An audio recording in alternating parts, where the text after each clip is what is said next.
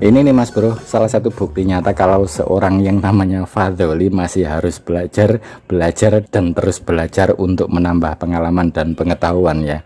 Jadi sudah semingguan ini saya dibuat bingung oleh amplifier ini yang sebenarnya sama sekali tidak ada kerusakan di sini ya. Saya menyebutnya sama sekali tidak ada kerusakan karena faktanya memang sama sekali tidak ada kerusakan atau bagian-bagian komponen yang mengalami kendala gitu ya, yang rusak atau yang konslet atau yang putus, nggak ada, semuanya normal. Bahkan suaranya juga keluar normal dan biasa bunyi enak-enak saja.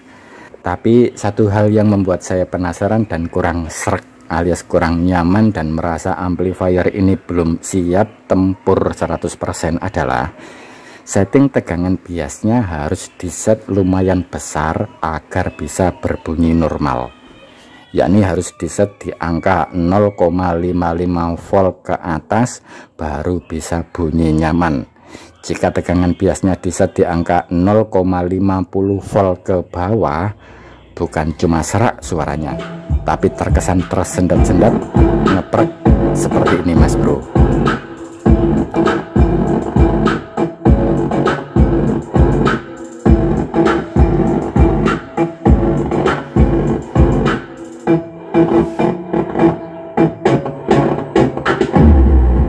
Hampir 99% semua komponen sudah saya cek satu persatu, mulai dari input sampai transistor final, bahkan R kabur pun sudah saya ganti dengan yang baru, tetapi tetap saja amplifier baru bisa bunyi normal jika tegangan bias diset di angka 0,55 volt ke atas.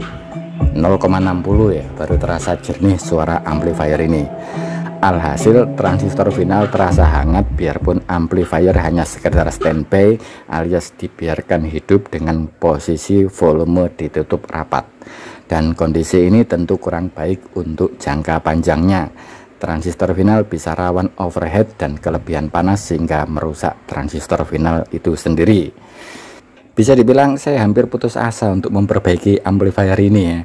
Dianggap desainnya salah, rasanya ya tidak juga ya, karena sebelumnya amplifier ini kondisinya normal lancar ya, sudah bunyi enak ya, nggak ada masalah ya. Masalah baru muncul gara-gara kejadian atau kekurang telitian saya dalam merakit dan memasang amplifier ini ke dalam boxnya sini ya. Kronologis lengkapnya sudah saya ceritakan di video saya beberapa hari yang lalu ya. Silahkan lihat kembali video saya tersebut. URL atau link video tersebut saya tulis di kolom deskripsi video ini bro, di bawah ya, silahkan dibaca. Singkat cerita, setelah saya hampir putus asa, saya coba tanya ke salah satu teman saya yang saya anggap lumayan paham tentang seluk-beluk dan konsep dalam merancang amplifier, yakni Mas Arul ya. Saya ceritakan semua masalah yang saya hadapi ini dan akhirnya ketemulah penyebab dan solusinya. Ternyata super duper sepele masalah penyebabnya Mas Bro, dan entah kenapa sebelumnya luput dari perhatian saya, yakni bagian Zobel networknya. Ini dia bro, biang kerok masalahnya. Dibilang rusak ya ndak rusak sih Mas Bro ya, karena saya cek kapasitor ini tidak short ataupun putus. Saya cek itu nggak putus, saya cek juga nggak konslet, nggak short, karena saya ukur kapasitasnya masih terbaca 88 nanofarad, 88 nanofarad. Tapi yang ini kan nilainya 100 nanofarad dan terukur 88 nanofarad, meskipun akurasinya nggak akurat dan tidak sesuai nilainya, tapi nilai 88 nanofarad ini mestinya sudah cukuplah untuk sebagai RC Zobel kan gitu ya.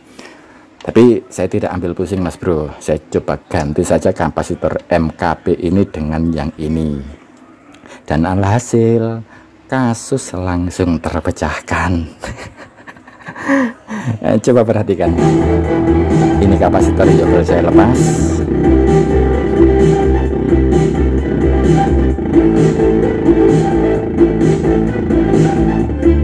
Dan ini ketika saya posisikan dengan benar kapasitornya.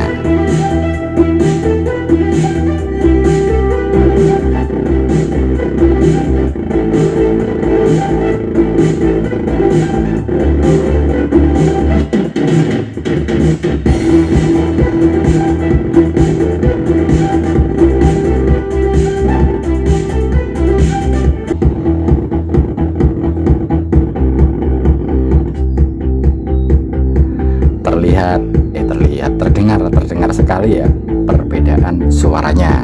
Dan sekali lagi ini membuktikan bahwa saya ini bukan siapa-siapa ya.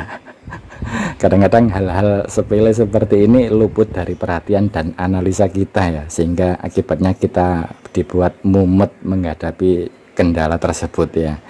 Bagi yang belum paham, kapasitor Yobel ini letaknya di mana dan fungsinya sebagai apa, posisinya adalah tepat di bagian output rangkaian amplifier.